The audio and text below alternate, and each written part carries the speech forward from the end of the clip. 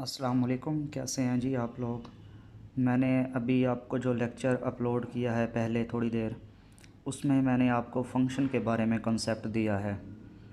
तो आज का जो हमारा टॉपिक है वो कम्प्लेक्स फ़ंक्शन है, इसलिए मैंने आपको वो पहले वीडियो दी है ताकि आप उससे फ़ंक्शन का जो कंसेप्ट है ना अपने माइंड में वो क्लियर कर लें। तो कम्प्लेक्स फ़ंक्शन ये बहुत ही आसान टॉपिक है। रियल फ़ंक्शन और कम्प्लेक्स फ़ंक्शन में कोई इतना ज़्यादा फ़र्क नहीं है। इसमें आप देख सकते हैं कि ये मैं आपको थोड़ा सा एक्सप्लेन कर देता हूँ कि रियल फंक्शन क्या होता है और कम्प्लेक्स फंक्शन क्या होता है। देखें, अगर फंक्शन में जो डोमेन है और जो को डोमेन है वो रियल नंबर्स हो तो ये रियल फंक्शन होता है, और अगर डोमेन और को डोमेन कम्प्लेक्स नंबर हो तो वो कम्प्लेक्स फंक्शन होता है। तो दोनों में तकरीबन सेम प्रॉपर्टीज़ होती हैं। जैसे फ़र्ज़ किया ये देख लें जी, f of x is equal to x square. अब इसमें डोमेन और को डोमेन जो है वो रियल नंबर्स है तो ये रियल फंक्शन है।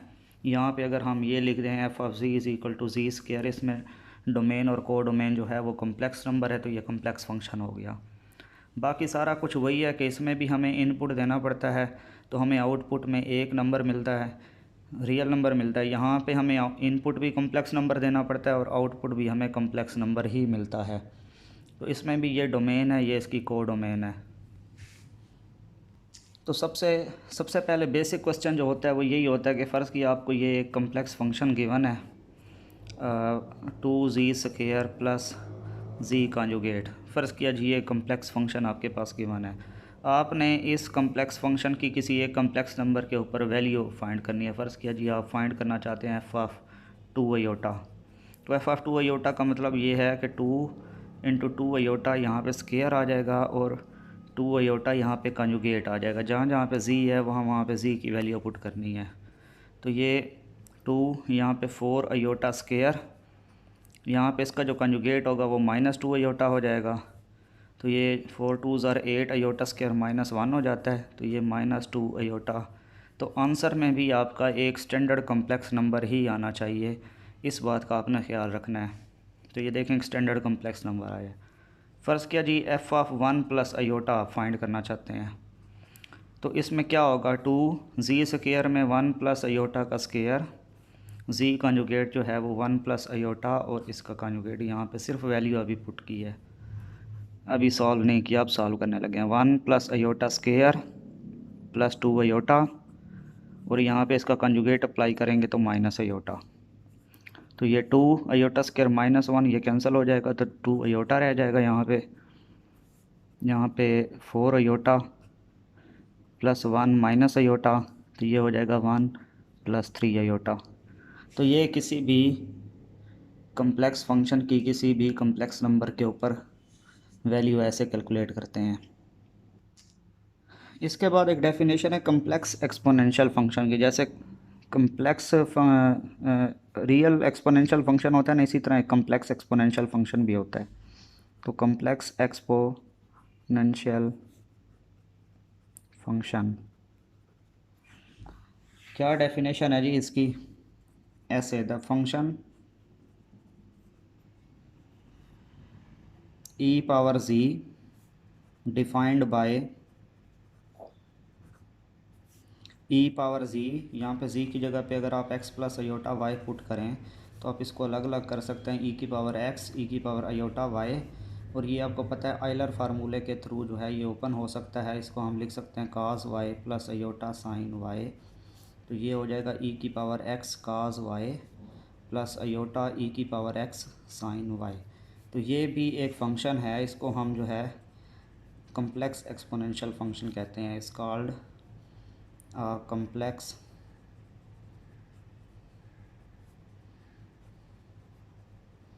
Exponential function. ये इसका रियल पार्ट है, ये इसका इमेजिनरी पार्ट है। इसको हम यूँ भी लिख सकते हैं, real part of e power z is equal to e की पावर एक्स काज वाई, और imaginary part of e power z is equal to e power x sine y. अगर ई की पावर एक्स होगा तो वो real exponential function है, अगर e की पावर जी होगा तो वो कम्प्लेक्स एक्सपोनेंशियल फंक्शन है। दोनों में बहुत ज़्यादा फ़र्क है। वो क्या फ़र्क है वो हम आगे चल के इसको डिटेल से देखेंगे। अभी फ़िलहाल आप इसको इतना ही याद रखें जितना मैंने आपको बताया है। तो अगर आपको ये कैलकुलेट करना हो, फ़र्ज़ किया जी मैं आपको कहूँ जी ई की पावर ज़ी की वैल्यू कैलकुलेट करें at z is equal to zero, calculate e power z at z is equal to zero, तो कैसे करेंगे जी? ई पावर ज़ी, ई की power x plus iota y, e की पावर एक्स, ई की power aorta y, e की power x cos y plus iota e की power x sine y. तो यहाँ पे आपके पास z is equal to zero है, ज़ीरो का मतलब ज़ीरो प्लस ज़ीरो अयोटा, तो ई की power zero cos zero one हो जाएगा, ई की power zero sine zero zero हो जाएगा, तो ये वन आएगा। ठीक है, यहाँ पे मैंने डायरेक्ट ज़ीरो इसलिए पुट नहीं किया क्योंकि हमारे पास जो ज़ीरो है वो कॉम्प्लेक्स वाली ज़ीरो है, इसलिए हमें रियल वाले का तो पता है कि ई की पावर ज़ीरो वन होता है, तो कॉम्प्लेक्स वाले का हमें नहीं पता था, तो हमने इस तरह से कैलकुलेट किया। बाकी अगर आपको कोई और नंबर दिया जाए, फ़र्ज़ किया जी आपको कहा जाए कैलकुलेट ई की power z at z is equal to one plus iota, तो उसमें फिर आप ऐसे ही ओपन करके एक्स की जगह पे वन और वाई की जगह पे वन पुट करेंगे तो आपके पास आंसर आ जाएगा। ये आपके पास क्वेश्चंस हैं, मैंने आपको दिया हुआ है ये वाला पेज, इसमें ये वाला जो क्वेश्चन है यहाँ तक तो हमने कर लिया था। अब ये देखें जी, ये सेकंड चैप्टर हमारा स्टार्ट है कि evaluate the given complex function F at the indicated points. मतलब ये आपके पास फंक्शन गिवन है, ये यहाँ पे जी कॉन्जुगेट है, जी square z conjugate minus two aorta, इसकी वैल्यू फाइंड करनी है टू अयोटा के ऊपर भी, वन प्लस अयोटा के ऊपर भी और थ्री माइनस टू अयोटा के ऊपर भी। तो ये तीन सवाल ये हो गए, इसी तरह तीन ये हैं, तीन ये हैं, तीन ये हैं, ये सारे करने हैं आपने। ठीक है, ये आपके पास फंक्शंस गिवन हैं, उनके इन पॉइंट्स के ऊपर आपने वैल्यू फाइंड करनी है, प्रैक्टिस करनी है। ये समझे नहीं कि आसान है, ये थोड़े से लॉजिकल हैं, इसमें आपको अच्छा खासा दिमाग खपाना पड़ेगा, क्योंकि देखें इसमें आर्गूमेंट भी गिवन है, इसमें रियल पार्ट भी गिवन है, इसमें एक्सपोनेंशियल फंक्शन भी है, अब इसमें आर और थीटा भी गिवन है। तो ये कैसे करेंगे? इसमें आप कहेंगे जी सर ये तो थ्री गिवन है, ये माइनस टू अयोटा गिवन है, ये टू माइनस अयोटा गिवन है, इसमें आर और थीटा का तो हमें नहीं पता। तो जनाब ये जो कॉम्प्लेक्स नंबर अगर आपके पास थ्री है, ये थ्री प्लस ज़ीरो अयोटा, इसकी पहले पोलर फॉर्म बनाए, पोलर फॉर्म से आपके पास आर और थीटा आ जाएगा, जो आर और थीटा है वो यहाँ पे पुट करना है। इसी तरह ये कॉम्प्लेक्स नंबर है, इसमें आपके पास एक्स और वाई गिवन है, तो एक्स और वाई से आपने इसकी पोलर फॉर्म बनानी है, आर और थीटा कैलकुलेट करना है। मुकम्मल पोलर फॉर्म लिखने की ज़रूरत नहीं है, सिर्फ आर फाइंड करें और थीटा फाइंड करें, थीटा वही जैसे मैंने आपको एक्सप्लेन किया हुआ है वो इधर आपने पुट कर देना है। यहाँ भी इसी तरह भी ऐसे करना है, इस केस में भी ऐसे ही करना है, यहाँ पे इसकी पोलर फॉर्म कैलकुलेट करके इसका आर और थीटा फाइंड करना है, आर और थीटा फाइंड करने के बाद यहाँ पे पुट करना है। ये मॉडुलस जो है ये आपके पास आपको पता है कैसे कैलकुलेट करते हैं। मॉडुलस का मतलब होता है कि एक्स रियल पार्ट का स्क्वायर प्लस इमेजिनरी पार्ट का स्क्वायर और स्क्वायर रूट, और ये थीटा की वैल्यू है, ये जो प्रिंसिपल आर्गूमेंट लिखा हुआ है ना ये वही है जो हम थीटा फाइंड करते हैं। ये एक्स एक्सिस के ऊपर गिवन है तो इसका आर्गूमेंट ज़ीरो हो जाएगा, इस ये पॉजिटिव वाई एक्सिस के ऊपर है तो इसका पाई बाई टू होता है। इसका हमने कैलकुलेट करना है, हमारे पास ये फर्स्ट क्वाड्रेंट में मौजूद है, तो जो हमारा थीटा आएगा वही यही होता है। ये बात जहन में बिठा लें कि हम जो भी थीटा, जो मैंने आपको चार फार्मूले दिए हैं ना क्वाड्रेंट के हिसाब से, फर्स्ट क्वाड्रेंट वाला फार्मूला, सेकंड वाला, थर्ड वाला, फोर्थ वाला, वहाँ से जो थीटा निकलता है वो प्रिंसिपल आर्गूमेंट ही होता है, वो यही चीज़ होती है, इसलिए कंफ्यूज नहीं होना। इसके बाद ये इस पेज पे आ जाएं, ये पेज इसमें थोड़ी सी चीज़ें मिसिंग हैं, यहाँ पे आपको कैमरे में नज़र नहीं आ रहा होगा, लेकिन मैं आपको इसकी तस्वीरें बना के ना ग्रुप में सेंड कर दूँगा। तो ये क्वेश्चन मैं पढ़ देता हूँ कि find the real and imaginary parts u and v of the given complex function as functions of x and y लिखा हुआ है यहाँ पे, ये जो मिसिंग है ना ये लिखा हुआ है as functions of x and y. ठीक है, तो हमने बेसिकली इस कॉम्प्लेक्स फंक्शंस के, ये जो कॉम्प्लेक्स फंक्शन गिवन है आपके पास, ये एक ये गिवन है कि ये है, ये है, ये है, चार ये हैं और चार ही ये हैं, ये बेसिकली 8 क्वेश्चन हैं।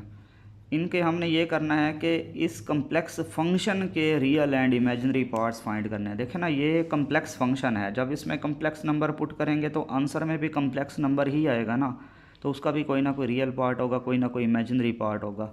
तो उसको इसने u और v का नाम दिया हुआ। मैं आपको एक क्वेश्चन करके दिखा देता हूँ इसका कि कैसे करना है, बाकी आप कर लेंगे, बहुत ही आसान है।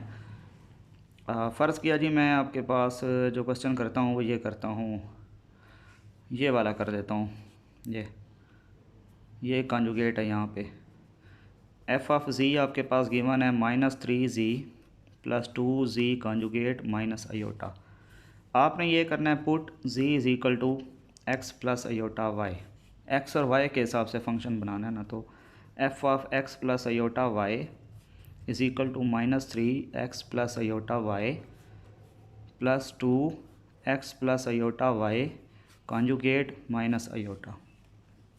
अब ये सिर्फ वैल्यू पुट की है। अब इसको सॉल्व करते हैं। -3x -3 iota y plus 2 conjugate apply करेंगे तो ये x माइनस अयोटा वाई हो जाएगा। यहाँ से -3x -3 iota y plus 2x -2 iota y minus iota. यहाँ से अब आपने रियल पार्ट्स अलग कर लेने हैं और इमेजिनरी पार्ट अयोटा वाले अलग कर लेने हैं। तो जिसमें अयोटा नहीं है वो ये है और ये है, प्लस अयोटा यहाँ पे -3y -2y -1 ये आ गया। तो ये आपके पास जब फंक्शन को हमने सिंप्लीफाई किया तो फंक्शन अब दो हिस्सों में तकसीम हो गया। ये उसका रियल पार्ट है, ये इसका इमेजिनरी पार्ट है। इसको आप यूँ लिख सकते हैं, real part of f of z, इसको यू कह दें क्योंकि इसने यू कहा हुआ है। ये होगा -3x plus 2 -3x plus 2x, इसको आप -x भी कर लें, वो -x ही है। इसको सिंप्लीफाई कर लिया हमने, -x प्लस अयोटा -5y -1। ठीक, यहाँ पे v, इसको imaginary part of f of z कह दें, ये आपके पास -5y -1 हो जाएगा। तो इस तरीके से आपने ये क्वेश्चंस करने हैं। तो ये क्वेश्चन, ये गिवन है फंक्शन, इसमें भी x plus iota y put करके इसको सिंप्लीफाई करना है। यहाँ भी ये कंजुगेट है, थोड़ी बहुत मिसिंग्स हैं वो आप ठीक कर लीजिएगा। ये कंजुगेट है, ठीक है। तो ये सारे क्वेश्चंस आपने करने हैं। इसके बाद जी यहाँ पे आ जाएं, find the real and imaginary parts u and v of the given complex function f as a function of r and theta. अब यहाँ पे r और थीटा के हिसाब से हमने करना है। अब इसमें क्या करना है जी, इसमें आपने जो आंसर देना है वो r और थीटा की फॉर्म में देना है। तो इसमें जो आपका होगा ये कॉन्जुगेट है। इसमें भी मैं आपको क्वेश्चन एक्सप्लेन कर देता हूँ। फ़र्ज़ किया जी मैं आपको यही क्वेश्चन पहला ही एक्सप्लेन कर देता हूँ। F of z is equal to z conjugate. तो इसमें आपने put z is equal to r cos theta plus iota r sine theta. ये जो कॉम्प्लेक्स नंबर की पोलर फॉर्म है ना, ये वाली, ये पुट करनी है आपने, ठीक है। जब ये पुट कर देंगे तो एफ ऑफ जी, इधर पुट करने की चलें ज़रूरत नहीं है, जी को जी रहने दें। तो ये r cos theta plus iota r sine theta conjugate. तो ये r cos theta minus r sine theta ये हो जाएगा। तो यहाँ से आपको पता है कि कॉम्प्लेक्स नंबर का रियल पार्ट और इमेजिनरी पार्ट आपको क्लियर नज़र आ रहा है। तो यहाँ पे आप u लिख देंगे, real part of f of z is equal to r cos theta, और v imaginary part of f of z is equal to minus r sine theta, ये होगा। देखें अब इसमें हमने रियल और इमेजिनरी पार्ट तो बताए हैं फंक्शन के, लेकिन आर और थीटा की फॉर्म में बताए हैं। तो जब आर और थीटा की फॉर्म में पूछे जाएं तो आपने वो पोलर फॉर्म पुट करनी है। तो यहाँ पे भी आप z is equal to r cos theta plus iota r sine theta put करना है और मैग्नीट्यूड अप्लाई कर देनी है। यहाँ पे भी आपने r cos theta plus iota r sine theta put करके पावर 4 ओपन करनी है और रियल एंड इमेजिनरी पार्ट अलग अलग करने हैं, यहाँ भी। अब ये वाला सवाल थोड़ा सा टेक्निकल है। ये आपके पास देखें क्वेश्चन गिवन है इस तरह से कि f of z is equal to x square plus y square minus y i. अब इसमें आप देख लें कि z तो नहीं गिवन, तो आपको पता है कि कम्प्लेक्स नंबर की जो पोलर फॉर्म होती है वो r cos theta plus r sine theta होते हैं, तो उसमें एक्स जो होता है वो आपके पास आर कास थीटा होता है, y is equal to r sine theta होता है। तो आप ये पुट कर सकते हैं। जब आप ये पुट करेंगे तो आपके पास आंसर आ जाएगा। तो ये आर और थीटा की शक्ल में ही होंगे। तो एक्स और वाई अगर आपके पास गिवन है तो ये पुट कर दें। तो x square plus y square जो है ये आपके पास हो जाएगा। ये ऐसे कर लें, f of z is equal to r square का square theta plus r square sine square theta minus r sine theta iota.